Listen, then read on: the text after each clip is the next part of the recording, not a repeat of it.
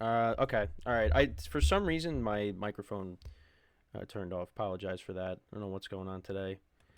But anyways, we're back here on the GSMC football podcast, and for the second part of the show, we are going to talk about Jayden Daniels being named the starter for the Commanders. And I mean, there's really no surprise by that. I mean, we all kind of figured that was going to be the case. But he's looked good in the preseason so far. I mean, I've said this. Pretty much all the rookie quarterbacks have looked good throughout the preseason.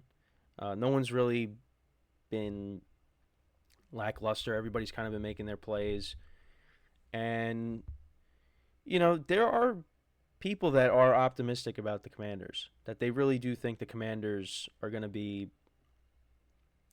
I'm not going to say like a playoff team, but they're going to be improved.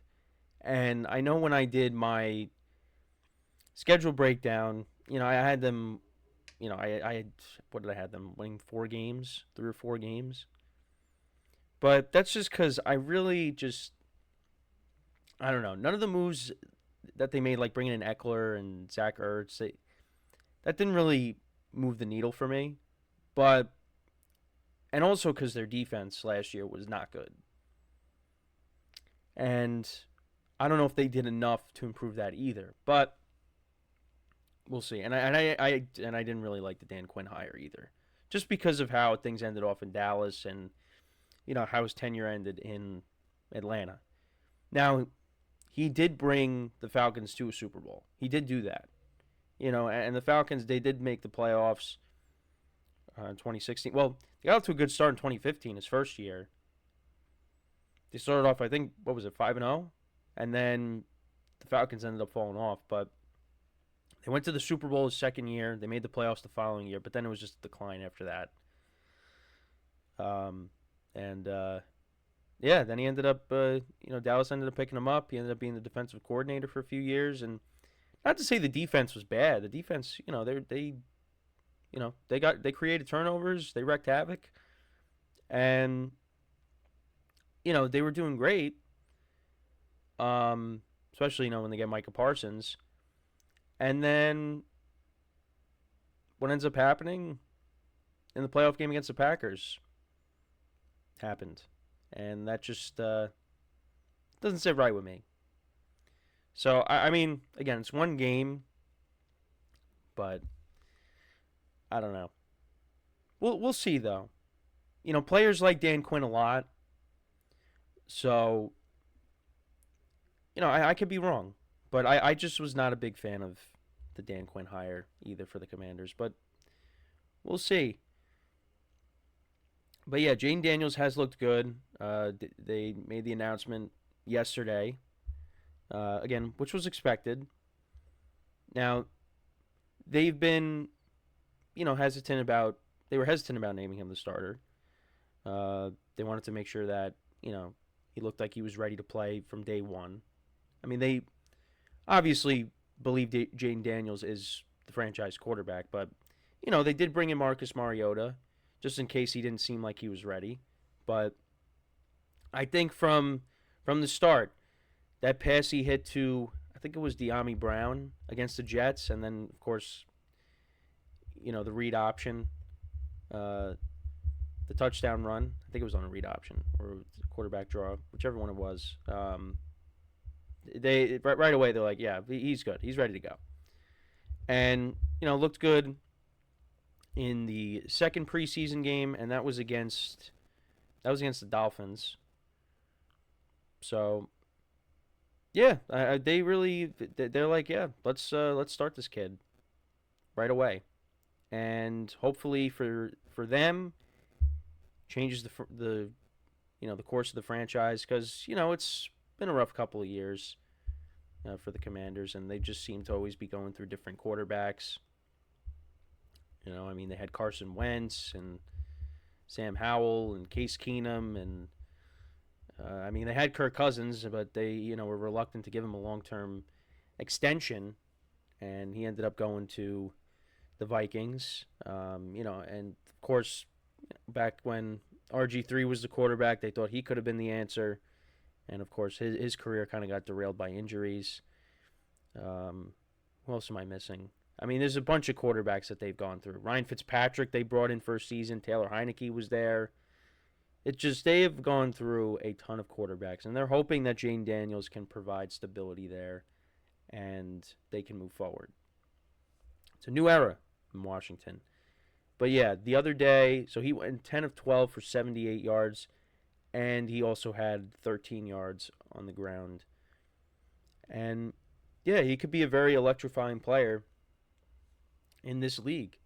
Because I do believe at LSU he was a 1,000-yard rusher as well last year. I want to just double check on that. But, and you look at the Commander's skill position players.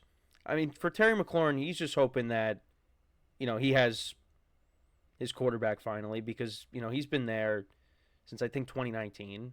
And they've been going through quarterbacks constantly. He wants he wants there to be stability at that quarterback position. I mean, last year he had that quote that he was just running cardio. Wasn't getting the ball.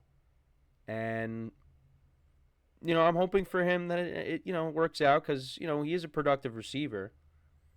Now, obviously, they're in the same division as the Giants. But, I'm not, unless it's against the Giants, I'm not going to be rooting hard against, the Commanders to lose. Unless it's a tight race and the Giants and the Commanders are at the top of the division. They're trying to win the NFC East, which I don't think is going to happen this year. But I don't know. When it comes to the teams in the division, it's really all been about Philly and Dallas. Washington, I haven't really. There's not as much animosity towards Washington as it is for the other teams. I don't know. That's at least for me how it's been growing up. But yeah, Jayden Daniels last year, he wasn't a 1,000-yard rusher. And the year before that, he had 800 yards on the ground. I almost said 1,800. That would have been ridiculous. But yeah, 2022, he had 818 yards rushing, 11 rushing touchdowns. And then last year, he had 1,134 rushing yards and 10 touchdowns. And then his passing stats last year, 40 touchdowns to 4 picks. That's impressive. So, I mean, if you could translate that to the NFL, you're gonna win. You're gonna win some games. And they start off the year in Tampa. Now, you guys know me. Want to see Baker Mayfield, continue his success from last year into this year. But I don't know. It wouldn't surprise me if the Commanders won that game. That's a game I feel like the Commanders, they can get off to a good start and win. But we'll have to see. I'm kind of regretting a little bit giving them, only, 4 wins? Because a lot of people seem to be, talking very positively about the Commanders. And really part of it is because of Jayden Daniels. If Jayden Daniels plays really well, and, he's not taking sacks like Sam Howell did and turning the ball over, who knows? Because I don't think the offense on paper is bad. My thing is I'm all about the defense. The defense last year, especially in the secondary, was not good. I mean, they were giving up big plays left and right. So, I don't know. We'll have to see. But that's really where my head is at right now. And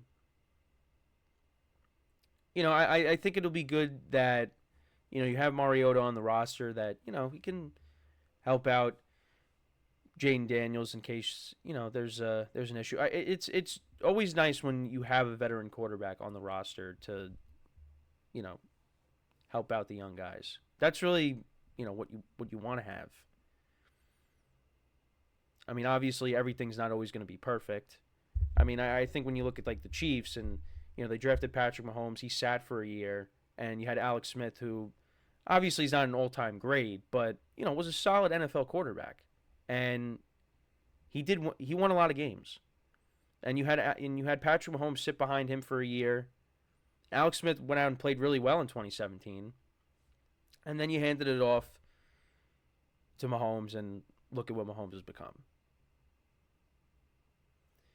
Now, again, it's different for every team. Not every team it's going to work out like that, but at least for some teams, you'll have a veteran quarterback who's the backup to the young guy. You look at the Panthers with Andy Dalton and Bryce Young. Now we got to hope that Bryce Young comes out and has a better year. I mean, look at the Patriots. They got a couple of young guys. Joe Milton and Drake May, who's looked at as the starter long term. You also got Jacoby Brissett there, who we'll talk about later in the show. That's just to name a few or a couple. So we'll see, but so far so good with Jayden Daniels. And like I said, I would not be surprised if they won that Week 1 matchup against the Buccaneers. I think that is a winnable game.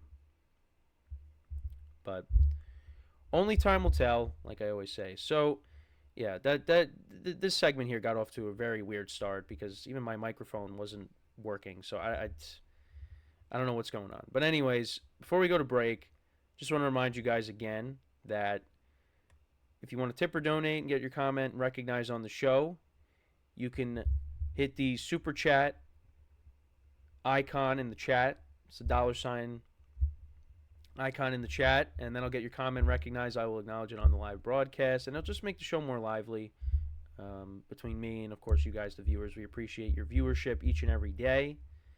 And the alternative way to help out the show is also going to the link GSMCPodcast.net in case you want to do that instead. Although that does take you away from the video. The super chat keeps you with the video and you don't miss anything. Now, obviously, you can go back to it, but if you want to help out the show, the super chat button is an easier way to do that. So, and again, we do appreciate you guys helping us out and viewing our content each and every day. So when we come back from our next break, we will talk about Bo Nix and the Denver Broncos. He's looked good in the preseason, and it looks like he's on his way to being named the starter. So we'll talk about that when we come back from our next break. So with that being said, stick around, and we'll be right back here on the GSMC Football Podcast.